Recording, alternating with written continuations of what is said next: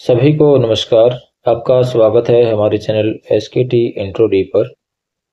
हमने चैनल के नाम में कुछ परिवर्तन किया है। पहले बच्चों के कमेंट आते थे, सर चैनल का नाम कोई ऐसा रखिए जिसे सब आसानी से ढूंढ सकें। तो आप यदि SKT इंट्रो डी लिखकर यूट्यूब पर सर्च करेंगे, सबसे पहले हमारा चैनल आ जाएगा।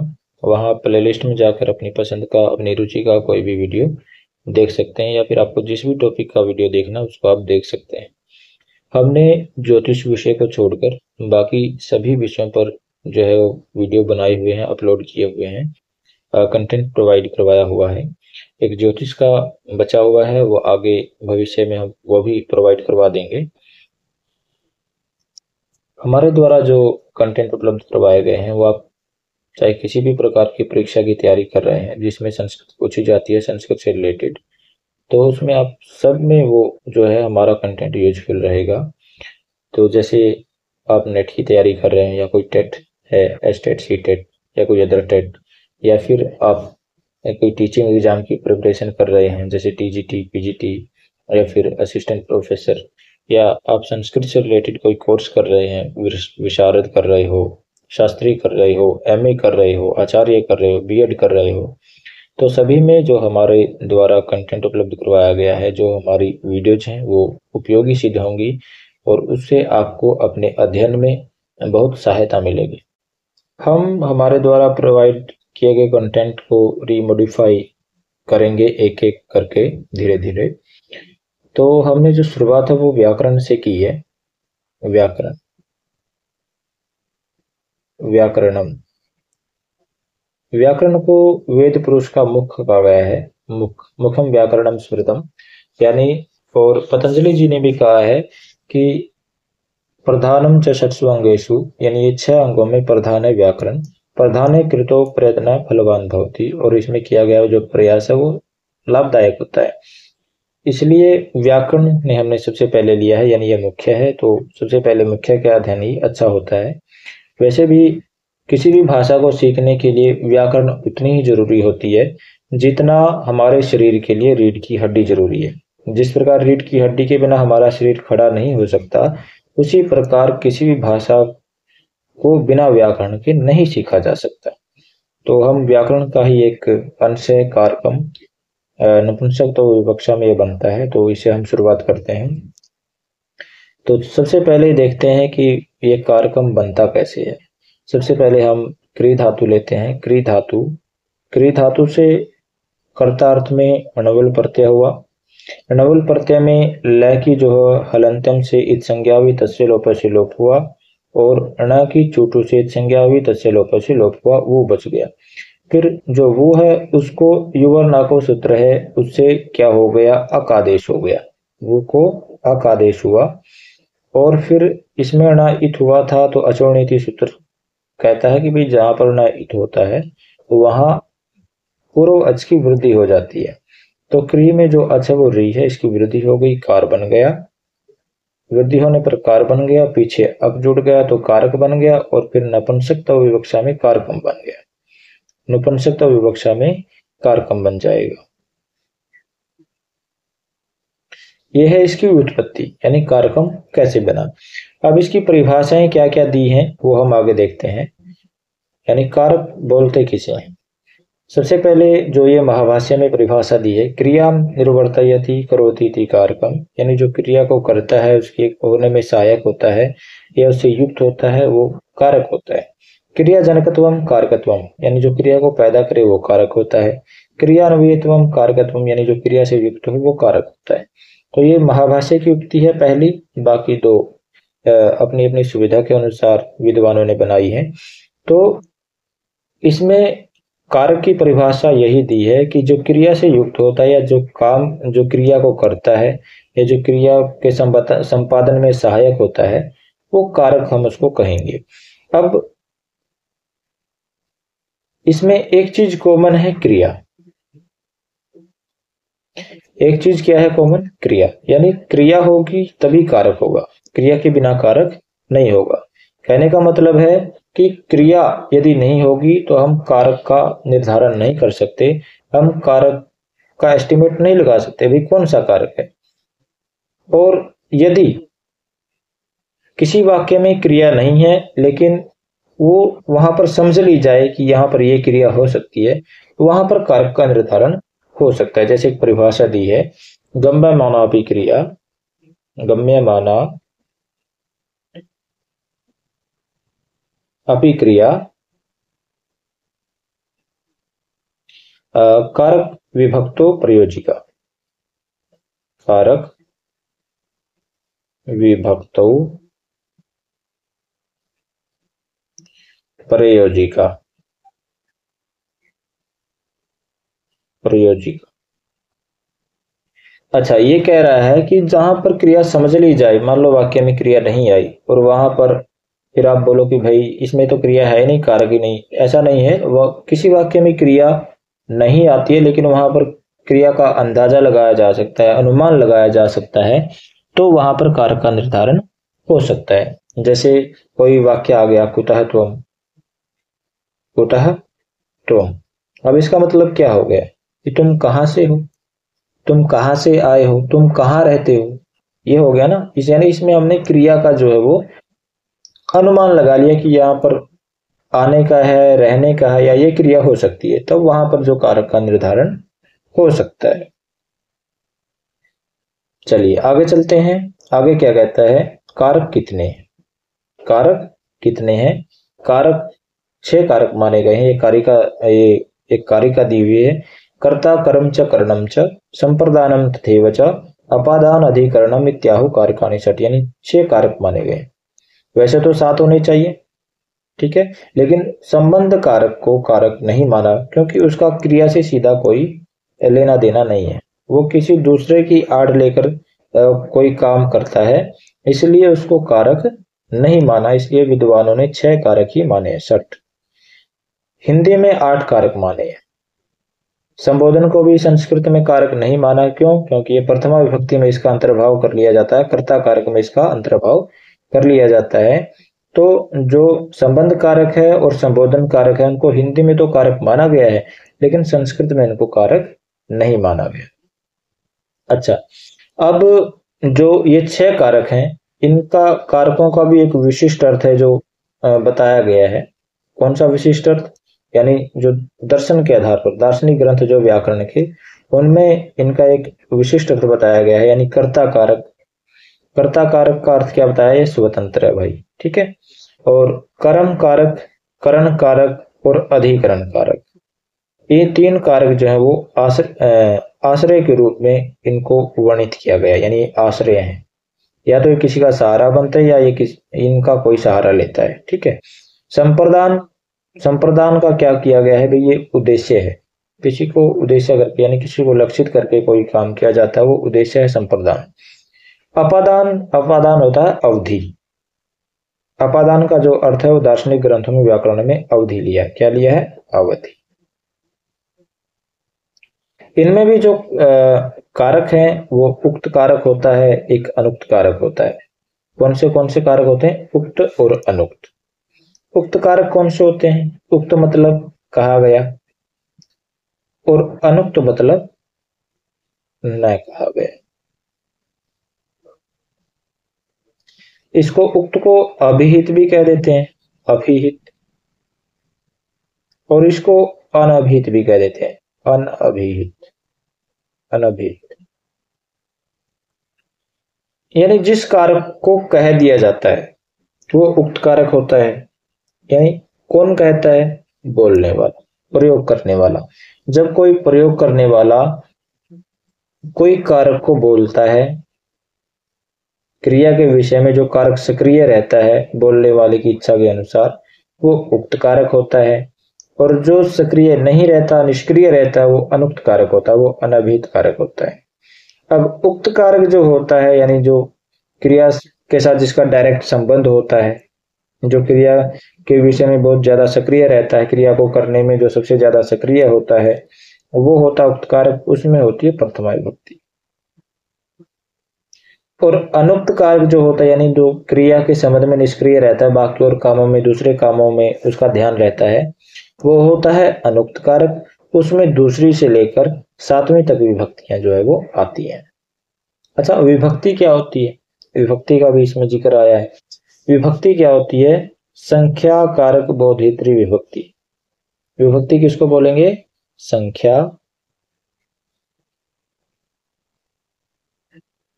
कारक बोधित्री विभक्ति। यानी जो संख्या और कारक का ज्ञान करवाती है वो विभक्ति होती है। किसके संबंध में? क्रिया के संबंध में। यानी क्रियाएं कितनी हो रही हैं वो संख्या बताएगी विभक्ति। और कारक कौन सा कारक है ये भी विभक्ति के आधार पर हमें पता चलेगा। तो ये है संख्या कारक बोधित्री विभक्ति। यानी जो संख्या का और कारक का ज्ञान करवाए तो उसको हम विभक्ति कहेंगे। विभक्तियां कितनी होती हैं? ये विभक्तियां होती हैं 7। कितनी होती हैं? 7। अब वो आगे देखते हैं 7 विभक्तियां कौन सी होती हैं। ये आ गई प्रथमा विभक्ति, द्वितीय विभक्ति, तृतीय विभक्ति, चतुर्थी विभक्ति, पंचमी विभक्ति, षष्ठी विभक्ति, सप्तमी विभक्ति। ठीक है, बाकी संबोधन होता है। संबोधन को विभक्ति नहीं माना जाता क्योंकि इसको प्रथमा विभक्ति में इसका गणन कर लिया जाता है। इसको प्रथमा विभक्ति में मान लिया जाता है। यानी अब हम कह सकते हैं कि भाई देखो, प्रथमा विभक्ति जहां पर होगी वहां कर्ता कारक का ज्ञान होगा। तो ये विभक्ति ही कारक का ज्ञान करवाती है और संख्या का ज्ञान करवाती है। अब मान लो एक वचन, द्विवचन या बहुवचन की विभक्ति आ गई। मान लो बहुवचन की कोई प्रथमा विभक्ति प्रयोग कर रहा है, उसका मतलब क्या है कि जो कारक है वो संख्या में 1 2 नहीं है, 2 से ज्यादा है, 3 भी हो सकते हैं, 10 भी हो सकते हैं, 15 भी हो सकते हैं। ठीक है, तो जो विभक्ति है वो संख्या और कारक का ज्ञान करवाती है, इसलिए उसको विभक्ति बोलते हैं। अच्छा, और एक बात, एक कारिका आती है या एक परिभाषा आती है, विवक्षातः कारकाणि भवन्ति। जो कारक हैं वो विवक्षा से होते हैं। विवक्षातः कारकाणि भवन्ति, यानी कारक है जो बोलने वाले की इच्छा पर निर्भर करता है। यानी जो बोलने वाला होता है वो अपने हिसाब से निर्धारित करता है कि भाई मैं कारक कौन सा प्रयोग। मान लो हम कोई उदाहरण लेते हैं, जैसे देवः खादति, यही उदाहरण हमने लिया। ठीक है, कोई कहता है देवः खादति, एक कहता है देवेन खाद्यते। कहता है दोनों का मतलब क्या है? एक ही है। एक कहता है देवः खादति, देवता देव खाता है। एक कहता है देवेन खाद्यते, देव के द्वारा खाया जाता है। मतलब तो दोनों का एक ही है, लेकिन क्या है, बोलने वाले अपने अपनी सुविधा के अनुसार जो वो कारक प्रयोग कर रहे हैं। यहाँ पर जो बोलने वाला वो देव को कर्ता कारक बना रहा है, और यहाँ जो बोलने वाला है नीचे वाले में वो देव को करण कारक बना रहा है, यानी सहायक बना रहा है। तो यही कहा गया है कि विवक्षातः कारकाणि भवन्ति, यानी जो कारक हैं वो बोलने वाले की इच्छा पर निर्भर करता है कि यहाँ पर कौन सा कारक आना चाहिए। चलिए आगे चलते हैं। अच्छा, ये अव्यय की परिभाषा दी हुई, ये आगे काम आएगी। अव्यय किसको बोलते हैं? सदृशम त्रिषु लिंगेषु सर्वासु च विभक्तिषु वचनेषु च सर्वेषु यन्न वेति तदव्ययम्। यानी जो सदृशम त्रिषु लिंगेषु, तीनों लिंगों में जो समान रहता है। 3 लिंग कौन से हो गए? पुल्लिंग, स्त्रीलिंग और नपुंसकलिंग। 3 लिंगों में जो समान रहता है। सर्वासु च विभक्तिषु, और सारी विभक्तियों में जो समान रहता है। विभक्तियां कितनी है? 7। जो 7वां विभक्ति और तीनों लिंगों में समान रहता है। वचनेषु, और तीनों वचनों में। वचन भी कितने होते हैं? 3, एक वचन, द्विवचन और बहुवचन। सर्वेषु, सभी वचनों में।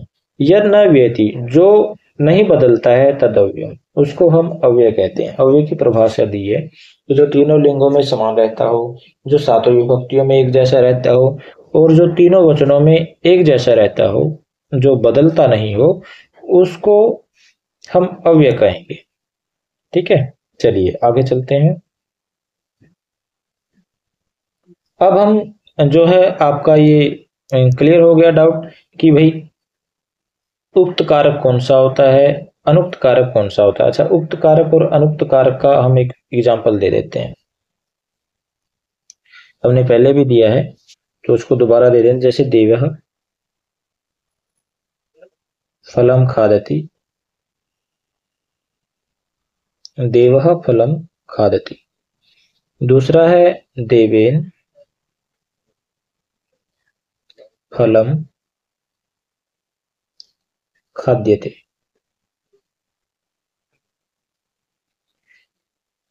दोनों का मतलब एक ही है। इसमें जो उक्त कारक कौन सा है? देव, कर्ता कारक। इसमें उक्त कारक है फल। यहां पर फल क्या है? कर्म कारक है, क्योंकि क्रिया का प्रभाव जिस पर पड़ता है वो कर्म कारक होता है। यहां पर उक्त कारक है कर्ता, तो जो उक्त कारक होगा उसमें हमेशा प्रथमा विभक्ति आएगी। बाकी जो अनुक्त कारक हैं उसमें द्वितीय से लेकर सप्तमी विभक्ति तक कोई भी विभक्ति लग सकती है। और वैसे ही यहाँ पर दूसरे वाक्य में यहाँ पर जो देव है उसको उक्त कारक नहीं कहा गया, बोलने वाला उसको उक्त कारक नहीं बनाना चाहता, उसको देव को उन्होंने अनुक्त कारक बना दिया। उक्त कारक किसको बना दिया? फल। यानी देव के द्वारा फल खाया जाता है। तो इसमें जो उक्त कारक हो गया फल, क्रिया के विषय में जैसे खादती, खाना, खा रहा है। खा रहा है मतलब देव खा रहा है। कौन खा रहा है? देव खा रहा है। खाया जा रहा है, क्या खाया जा रहा है? फल खाया जा रहा है। यानी क्रिया के विषय में यहाँ पर सक्रिय जो कारक है वो फल है। तो जो सक्रिय कारक होता है क्रिया के विषय में वो उक्त कारक होता है। यहाँ पर फल में प्रथमा है, कर्ता कारक है, और यहाँ जो है फल सक्रिय नहीं है, यहाँ सक्रिय देव है, तो यहाँ पर देव में प्रथमा है। तो यह आप ध्यान रखिएगा कि उक्त कारक या अभिहित कारक में हमेशा प्रथमा विभक्ति होती है। अनुक्त कारक या अनभिहित कारक में हमेशा दूसरी से लेकर सातवीं तक कोई भी विभक्ति हो सकती है। अच्छा, और कारक जो है वो कितने हैं? 6 माने गए हैं संस्कृत में। तो सबसे पहले जो कारक आता है वो कर्ता कारक होता है, और सबसे बाद में जो इस कारक की वो की जाती है अपादान कारक की जाती है। आप सभी को पता है कि जो अष्टाध्यायी वो पाणिनि जी ने लिखी है उसमें 8 अध्याय हैं, और 8 अध्याय में जो सपाद 7.25 अध्याय हैं उनमें पहले वाले सूत्र जो हैं बाद वाले सूत्रों की अपेक्षा जो है वो क्या है? निर्बल है। मतलब बाद वाले काम नहीं हुए पहले वालों की अपेक्षा में। तो इसलिए इसमें सबसे बलवान जो है वो कर्ता कारक है, और सबसे बलहीन या निर्बल कारक जो माना गया वो अपादान कारक माना गया है। ये भी आप ध्यान रखिएगा। तो हमारा जो प्रथम कारक है कर्ता कारक, हम उसके बारे में अध्ययन करेंगे। कर्ता कारक का प्रयोग कहाँ कहाँ होता है ये हम देखते हैं। कर्ता मतलब करने वाला, जो क्रिया को करे वो कर्ता कारक होता है। लेकिन कहां पर इसका प्रयोग होता है वो हम देखेंगे। सबसे पहले कह रहा है लिंग प्रातिपदिकार्थ लिंग परिमाण वचन मात्रे प्रथमा, यानी प्रातिपदिकार्थ मात्र में, लिंग मात्र में, परिमाण मात्र में और वचन मात्र में प्रथमा विभक्ति का प्रयोग होता है। अब प्रातिपदिकार्थ मात्र क्या होता है? प्रातिपदिकार्थ का मतलब क्या होता है? प्रातिपदिकार्थ का मतलब होता है नियत उपस्थिति का प्रातिपदिकार्थ, यानी जिसका उच्चारण करने से ही जिसका अर्थ हमें पता चल जाए, भाई ये जिसके बारे में निश्चय हो जाए ये पुल्लिंग है, ये स्त्रीलिंग है, इसका ये है। जैसे हम बोलते हैं राम, राम। अब ये रामा हमने लिखा तो रामा कहते ही हमें पता चल गया भाई ये इसका जो लिंग है वो पुल्लिंग है। ठीक है, तो इसका निश्चित लिंग है एक, इसलिए ये प्रातिपदिकार्थ है, इसकी प्रातिपदिक संज्ञा होगी। दूसरा प्रातिपदिकार्थ मात्र में यहां पर प्रथमा विभक्ति। यदि मान लो हमने बोल दिया राधा, राधा कहते ही इसका भी हमने लिंग है जो निर्धारण कर लिया, इसका भी हमें पता चल गया भाई लिंग क्या है, क्या स्त्रीलिंग है, ये कन्फर्म है। तो इसका और कोई लिंग नहीं है, स्त्रीलिंग है। तब यहाँ पर ये प्रातिपदिकार्थ हमने माना, और प्रातिपदिकार्थ मात्र में यहाँ पर विभक्ति का प्रयोग हुआ। एक हमने माना ज्ञानम, ज्ञानम या पुस्तकम। हमें यह भी पता चल गया कि भाई ज्ञानम और पुस्तकम, इन दोनों को हम पुल्लिंग और स्त्रीलिंग में तो इनका प्रयोग हो ही नहीं सकता, ये केवल नपुंसक लिंग में इनका प्रयोग हो सकता है। इसलिए ये दोनों भी क्या है, ये प्रातिपदिकार्थ मात्र में इनमें प्रथमा विभक्ति हुई। आगे है लिंग मात्र। अच्छा, ये प्रातिपदिकार्थ मात्र में एक होता है नियत लिंग,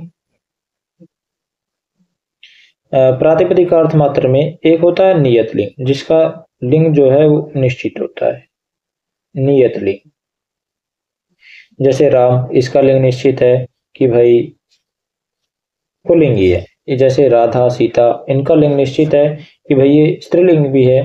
एक हो गया ज्ञानम, पुस्तकम, फलम, इनका लिंग निश्चित है कि ये नपुंसक लिंग है। एक तो ये नियत लिंग हो गया। एक होता है अलिंग, यानी जिसका कोई लिंग नहीं होता। हमने ऊपर अभी कारिका पढ़ी थी कि सदृशु त्रिषु लिंगेषु सर्वासु च विभक्तिषु, और सभी वचनों में जो एक जैसा होता है, सभी लिंगों में, सभी विभक्तियों में वो अव्यय होता है, तो उसका कोई लिंग ही नहीं होता अव्यय। जैसे उच्चैः, ये इसमें आया भी है, उच्चैः, इच्चैः, ये क्या है, ये अलिंग है, इनका कोई लिंग ही नहीं है। तो इनमें क्या होगा, इनमें प्रथमा विभक्ति होगी प्रातिपदिकार्थ मात्र में। ठीक है। श्री, हमें पता है स्त्रीलिंग में है, हमेशा स्त्रीलिंग में ही प्रयोग होगी, तो इसलिए हमने इसका भी ये प्रातिपदिकार्थ मात्र में इसमें प्रथमा। एक होता है अनियत लिंग, लिंग मात्र। इसमें 4 शब्द दिए हैं। प्रथमा विभक्ति जिसमें होती है प्रातिपदिकार्थ मात्र, प्रातिपदिकार्थ मात्र।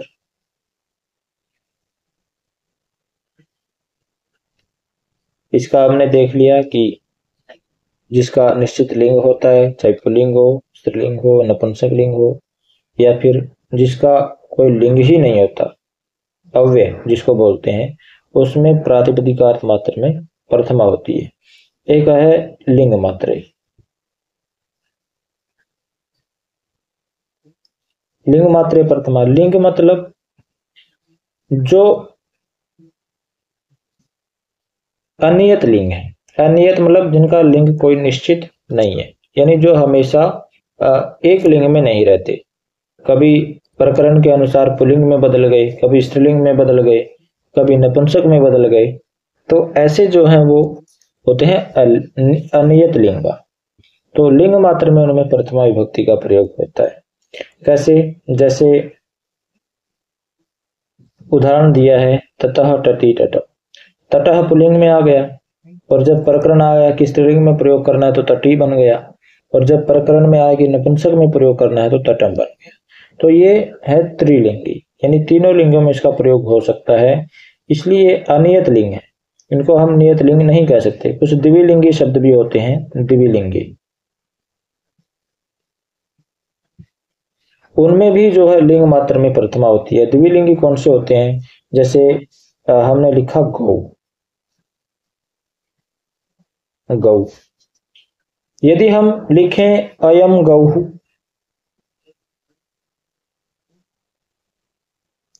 यदि हम लिखें अयम गौः, तो इसका मतलब होगा कि ये बैल है। गौ का मतलब बैल भी होता है और गाय भी होता है। और यदि हम लिखें इयम गौः, इसका मतलब होगा कि ये गाय है। अब प्रकरण के अनुसार इसका जो है लिंग है वो बदल रहा है। ये द्विलिंगी शब्द है, द्विलिंगी, तो जिसमें इसका एक लिंग है जो नियत निश्चित नहीं है, इसलिए ये भी क्या होगा, इसमें भी लिंग मात्र में प्रथमा विभक्ति होगी, यानी ये भी ततः तटी तटम की तरह लिंग मात्र में आएगा। कोई दूसरा उदाहरण देखते हैं, जैसे अशनि।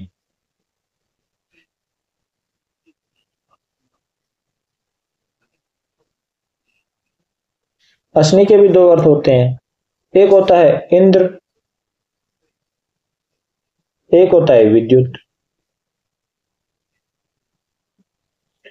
जब हम इंद्र अर्थ में अशनि का प्रयोग करेंगे तो पुल्लिंग में होगा, और जब हम विद्युत, बिजली के अर्थ में अशनि का प्रयोग करेंगे तो ये क्या होगा, स्त्रीलिंग में होगा। तो यानी इसका भी जो लिंग है वो निश्चित नहीं है, प्रकरण के अनुसार बदल जाएगा।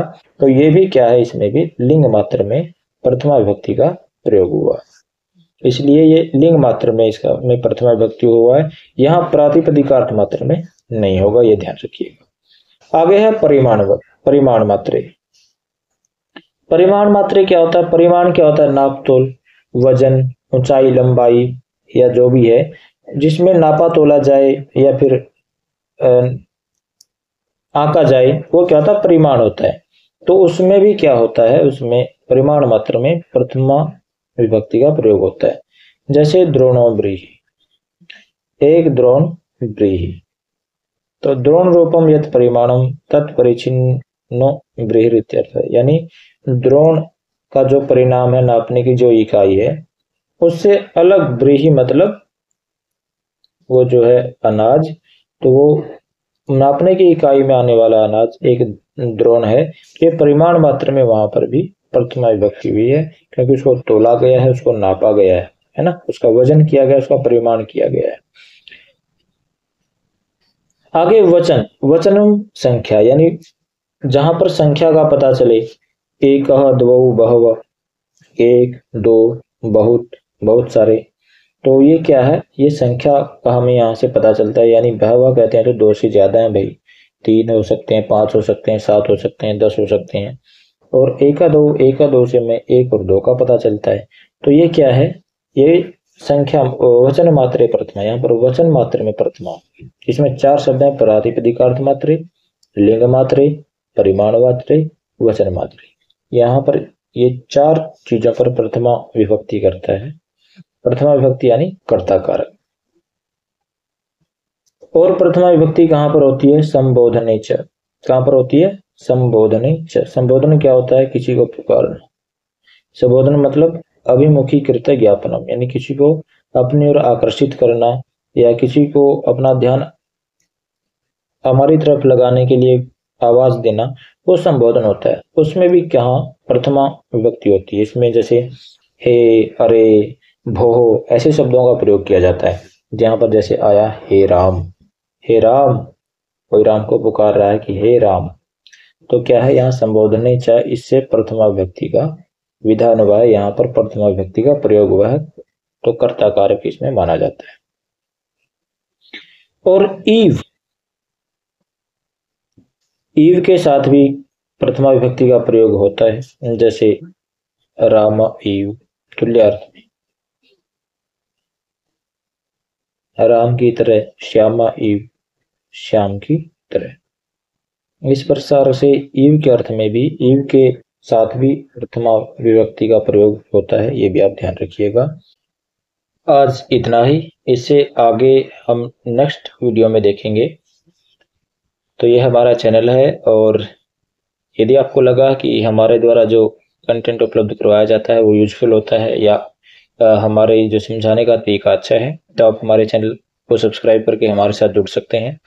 और यदि आपको कोई फ्रेंड संस्कृत से रिलेटेड किसी परीक्षा की तैयारी कर रहा है, तो आप उसके साथ भी इसे शेयर कर सकते हैं। थैंक यू, धन्यवाद।